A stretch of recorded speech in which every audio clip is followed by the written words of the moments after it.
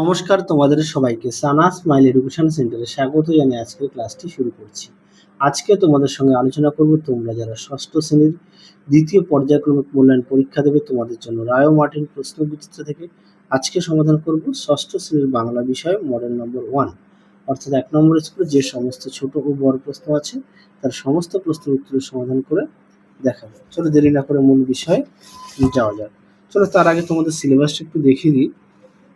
দেখো, তোমাদের দ্বিতীয় পর্যায়ক্রমিক মূল্যায়নের সাহিত্য মেলা থেকে কোন কোন অধ্যায়গুলো থাকবে, আর হজবরল থাকবে 15 থেকে 27, আর ভাষা চর্চা দেখে নাও। আর তোমাদের এবার দ্বিতীয় পর্যায়ক্রমিক মূল্যায়ন হবে 25-এর পরিবর্তে 50-এ পরীক্ষা হবে। হ্যাঁ, 50-এ পরীক্ষা হবে। এবার দেখে নাও তোমাদের গদ্য থেকে কত নম্বর থাকবে, কবিতা থেকে কত নম্বর থাকবে, সিলেবাসটা একটু দেখে নাও। চলো এবার আমরা মূল বিষয়ে আলোচনা করি। কি আছে, একে ছোট মফস্বল শহর। মফস্বল শহরের অর্থ হলো উত্তরটা লিখবে শহর তলি, অপশন ক। দুইয়ে দেখো আলোক লুকায়, উত্তরটা লিখবে বকের পাখায়, অপশন ক। তিনে দেখো মাটির ঘর তৈরি তথা দেওয়াল চিত্রের ক্ষেত্রে অগ্রসর হলেন, উত্তরটা লিখবে সাঁওতালরা, অপশন ক। চারে দেখো বাঘ বাঘ বাবা মা বাড়ি বদলে নিয়েছিলেন, উত্তরটা লিখবে সজনে খোলা, অপশন ক। পাঁচে দেখো অসীম শব্দের অর্থ, উত্তরটা হবে সীমাহীন, অপশন ক।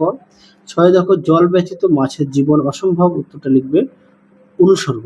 আমি এখানে একটু কনফিউশন হচ্ছিলাম কোশ্চেনটা, এর জন্য একটুখানি আমার আটকে গেল, আমি দুঃখিত, ক্ষমা চেয়ে নিচ্ছি। সাথে দেখো অবিলাস শব্দের উপসর্গ, উত্তরটা লিখবে অ, অপশন ক।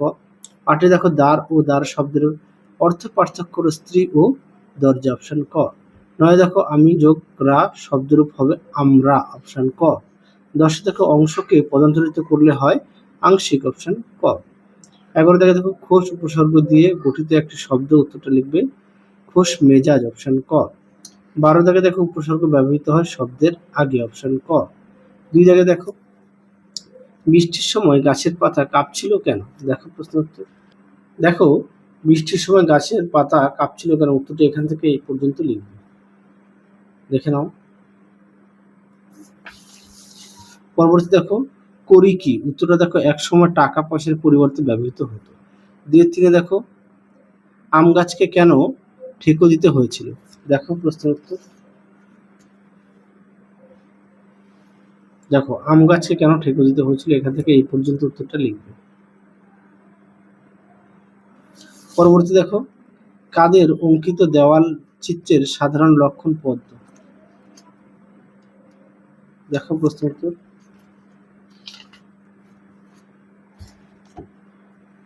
দেখো প্রশ্ন উত্তরটি এখান থেকে এই পর্যন্ত লিখবে। পরবর্তী দেখো হাটে সন্ধ্যায় প্রদীপ জ্বলে না কেন, দেখো প্রশ্ন উত্তরটি।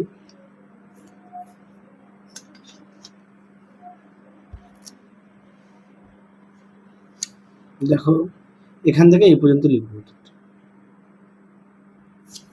পরবর্তী দেখো ছোট বাঘ তার খিদে মেটানোর জন্য প্রথমে কি ধরতে গিয়েছিল, দেখো প্রশ্ন উত্তর। দেখো প্রশ্নটি উত্তরটা এখান থেকে এই পর্যন্ত লিখবে, এখান থেকে এই পর্যন্ত লিখবে। পরবর্তী দেখো কি আছে, সেই অতলে ডাকুক কে কাকে এই ডাক দেয়, উত্তরটা দেখো।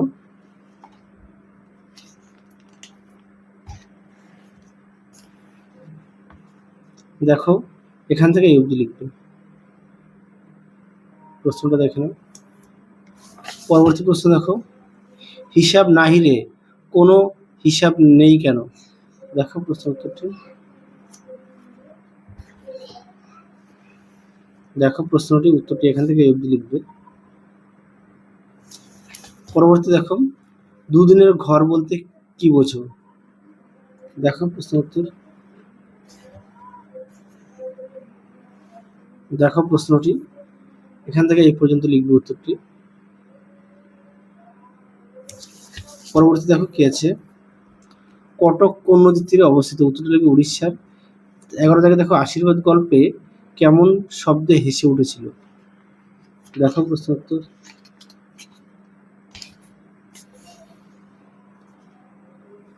দেখো, ঢেউ তুলে খলখল শব্দ জল হেসে উঠেছিল।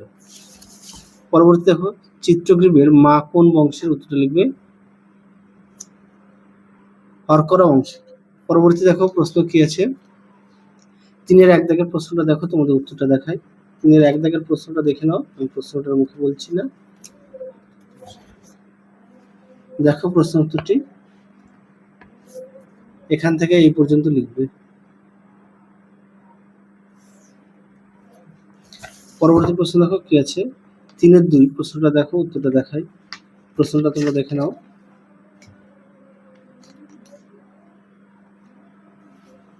দেখো প্রশ্নটি, উত্তরটি এখান থেকে লিখবে।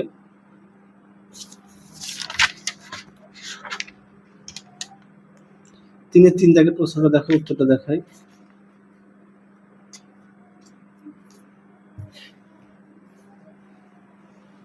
দেখো প্রশ্নটি, উত্তরটা এখান থেকে এই অবধি লিখবে।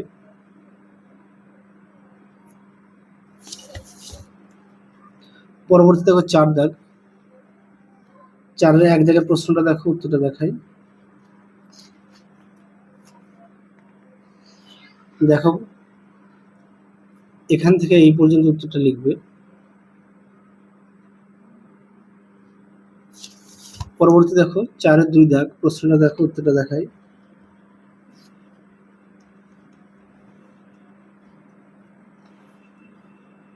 দেখো এখান থেকে এই অবধি লিখবে।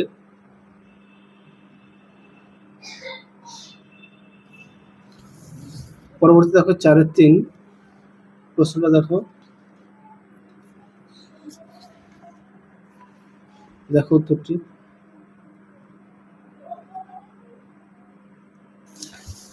পরবর্তী প্রশ্ন দেখো কি আছে, 5 দাগ, 5-এর 1 দাগ, পয়সা পেয়ে কাকের মহা ফুর্তি, কাককে কে পয়সা দিয়েছিল? উত্তরটা বুড়ো। কেন দিয়েছিল?